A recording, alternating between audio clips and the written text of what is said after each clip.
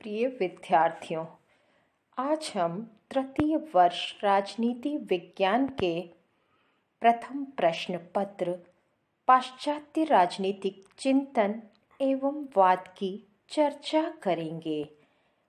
आज का हमारा अध्ययन का विषय रहेगा आदर्शवाद के प्रमुख विचारक एवं आदर्शवादी विचारधारा का महत्व।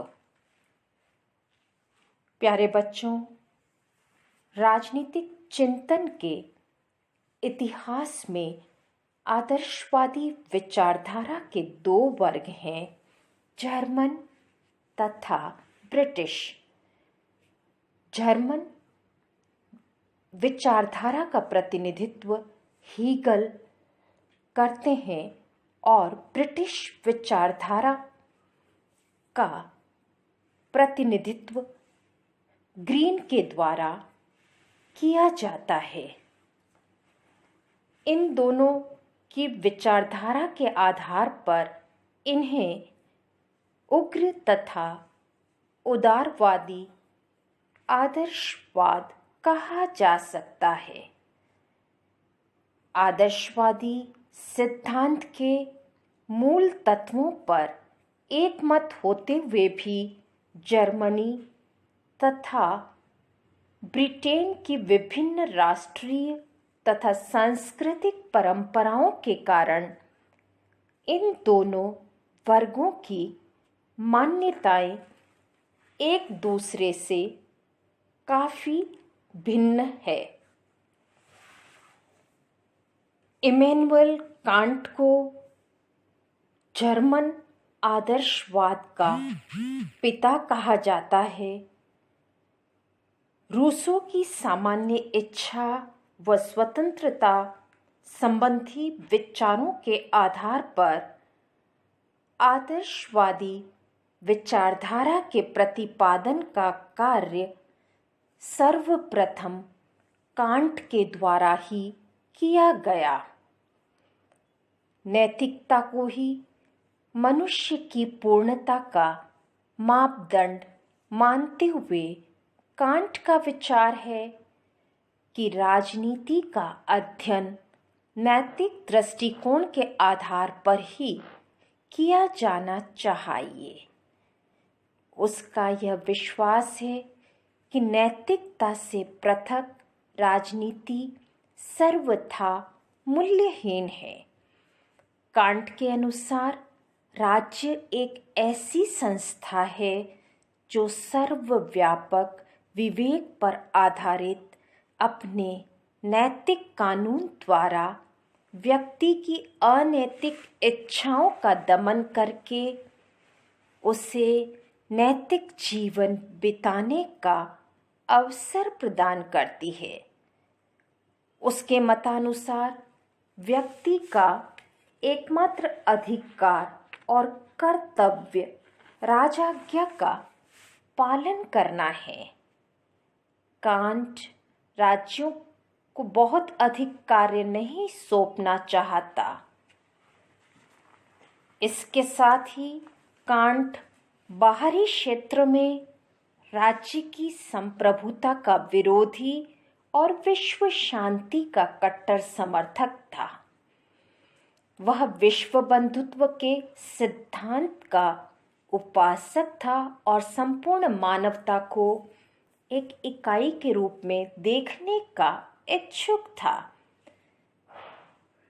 कांट की विचारधारा में कुछ व्यक्तिवादी तत्व लक्षित होते हुए भी इस बात से इनकार नहीं किया जा सकता कि वह आदर्शवाद का संस्थापक है।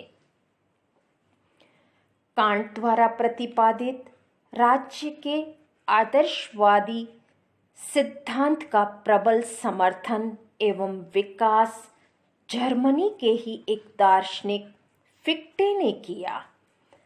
फिक्टे की प्रारंभिक रचनाओं में हमें प्रबल व्यक्तिवादी विचारधारा के दर्शन होते हैं, पर बाद के वर्षों में उसकी विचारधारा में प्रबल परिवर्तन हो जाता है और वह एक प्रबल राज्यवादी के रूप में हमारे सम्मुख आता है। उसके मतानुसार राज्य एक कानूनी संगठन से बढ़कर सजीव इकाई है जिसमें राज्य की चेतना, आत्मा की मूर्त अभिव्यक्ति होती है।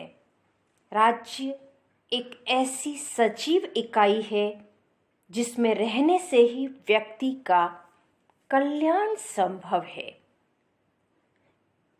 प्यारे बच्चों, जर्मनी में आदर्शवादी सिद्धांत को चरम शिखर पर पहुंचाने तथा राज्य की सर्वोच्च सत्ता का प्रबलतम रूप में प्रतिपादन करने का श्रेय हीगल को प्राप्त है। हीगल के अनुसार राज्य एक संपूर्ण इकाई, एक प्राकृतिक सावयव है और व्यक्ति उसके अंग या अवयव मात्र हैं। जिस प्रकार संपूर्ण शरीर अपने अंगों से बड़ा और अधिक महत्वपूर्ण होता है, वैसे ही राज्य व्यक्तियों से बड़ा और महत्वपूर्ण है। दूसरे शब्दों में यह कहा जा सकता है कि व्यक्ति साधन मात्र है। उसने अपने सुप्रसिद्ध ग्रंथ इतिहास का दर्शन, फिलॉसफी ऑफ हिस्ट्री में लिखा है, मनुष्य का सारा मूल्य और महत्व उसकी समुची आध्यात्मिक सत्ता केवल राज्य में ही संभव है। राज्य एक स्थायी संस्था है जो अपने नैतिक गुणों के कारण व्यक्तियों के भाग्य की सर्वोच्च निर्णायिका है। हीगल के अनुसार राज्य एक स्थिर नहीं वरन विकसित संस्था है जो अपने विकास के प्रत्येक चरण में मानव की विवेकशीलता के स्तर को प्रकट करती है। हीगल के ही शब्दों में राज्य निरंकुश, सर्वशक्तिमान और अभ्रांत है। राज्य तो पृथ्वी पर परमेश्वर का अवतार है। वह पृथ्वी पर अस्तित्वमान एवं एक दैविक विचार है। प्यारे बच्चों, अब हम थॉमस हिल ग्रीन की चर्चा करेंगे। ग्रीन एक उदारवादी अंग्रेज आदर्शवादी था जिसने आदर्शवादी विचारधारा का दार्शनिक प्रतिपादन करने के साथ साथ ब्रिटिश राजनीति में भी भाग लिया। वास्तव में उसे तत्कालीन सामाजिक एवं राजनीतिक व्यवस्था का पर्याप्त ज्ञान था और उसके इस ज्ञान ने आदर्शवाद को यथार्थवादिता प्रदान की। ग्रीन के अनुसार व्यक्ति की प्रत्येक मांग अधिकार का रूप ग्रहण नहीं कर सकती। इसमें केवल उन्हीं मांगों को अधिकार कहा जा सकता है जिन्हें समाज की स्वीकृति और संरक्षण प्राप्त हो। वे मानते हैं अधिकारों की रक्षा के लिए राज्य की सृष्टि होती है। ग्रीन अपने दर्शन के अंतर्गत स्वतंत्रता, अधिकार और राज्य की विवेचना करते हैं। जिसे बारकर ने यह बात कहकर प्रतिपादित किया है कि मानवीय चेतना स्वतंत्रता चाहती है, स्वतंत्रता में अधिकार का भाव निहित है और अधिकार अपनी रक्षा हेतु राज्य की मांग करते हैं। ग्रीन ने कहा है कि राज्य का वास्तविक आधार बल नहीं वरन इच्छा है। यदि राज्य भय उत्पन्न करके अपनी आज्ञाओं का पालन करवाता है तो वह राज्य कभी भी स्थायी नहीं हो सकता। ग्रीन के अनुसार अधिकारों की रक्षा के उद्देश्य से राज्य का प्रादुर्भाव होता है। राज्य हमारे विरुद्ध बल प्रयोग इस उद्देश्य से करता है कि हम स्वतंत्र हो सकें। प्यारे बच्चों, ब्रेडले दूसरा अंग्रेज आदर्शवादी था जिसके विषय में बारकर का मत है कि वह एक रहस्यमय पुरुष था। ब्रेडले इस बात का प्रतिपादन करता है कि व्यक्ति का संपूर्ण अस्तित्व ही समाज के कारण है। उसका विचार है कि राज्य एक नैतिक जीव है और समाज की अन्य सभी सामाजिक इकाइयां और संस्थाएं इसके अंतर्गत आ जाती हैं। वह कहता है कि व्यक्ति का सर्वोच्च कर्तव्य नैतिक जीवन व्यतीत करना है और नैतिक बनने के लिए हमें अपने देश की नैतिक परंपराओं का पालन करना चाहिए। अंग्रेज आदर्शवादियों में ग्रीन तथा ब्रेडले के बाद बर्नार्ड बोसांके का नाम आता है। बोसांके के दार्शनिक विचारों पर प्लेटो, कांट, हीगल, रूसो, ग्रीन आदि दार्शनिकों के विचारों का प्रभाव पड़ा। बोसांके ने अपने दर्शन का प्रारंभ रूसो के सामान्य इच्छा सिद्धांत से किया।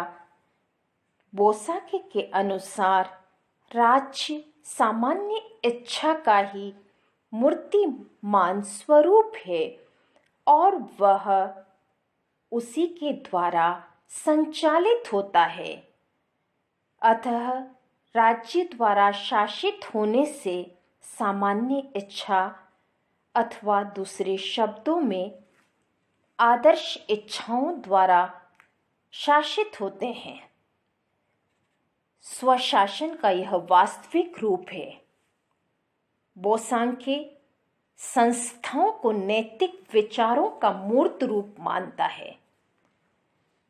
बोसांके के अनुसार राज्य एक पूर्ण नैतिक संस्था है जो समाज में सामंजस्य स्थापित करने का कार्य करती है। राज्य को वह समाज का पर्यायवाची मानता है। प्यारे बच्चों, आदर्शवाद के विभिन्न सिद्धांतों और विभिन्न विचारकों के विचारों की भी बहुत अधिक आलोचना की जाती है और उनका खंडन भी किया जाता है, लेकिन उसके बावजूद आदर्शवाद का अपना महत्व है। आदर्शवाद राजनीति और नीति शास्त्र के बीच घनिष्ठ संबंध का प्रतिपादन करता है। और इस बात पर बल देता है कि राजनीति का अध्ययन नैतिक दृष्टिकोण से ही किया जाना चाहिए। आदर्शवाद समाज की आंगिक एकता पर बल देता है और यह बताता है कि किस प्रकार समाज द्वारा राज्य के रूप में समाज को एक सूत्र में बांधा जाता है। आदर्शवादियों का यह कथन भी ठीक है कि मनुष्य के सर्वोच्च गुण वे हैं जिनका संबंध बुद्धि और आत्मा से होता है। आदर्शवाद बल का निषेध करके इच्छा को ही राज्य का आधार मानता है। ग्रीन का आदर्शवाद आदर्श की प्रतिष्ठा करते हुए भी मात्र कल्पना नहीं है, बहुत कुछ सीमा तक यह सत्य अनुभव और ज्ञान पर आधारित है।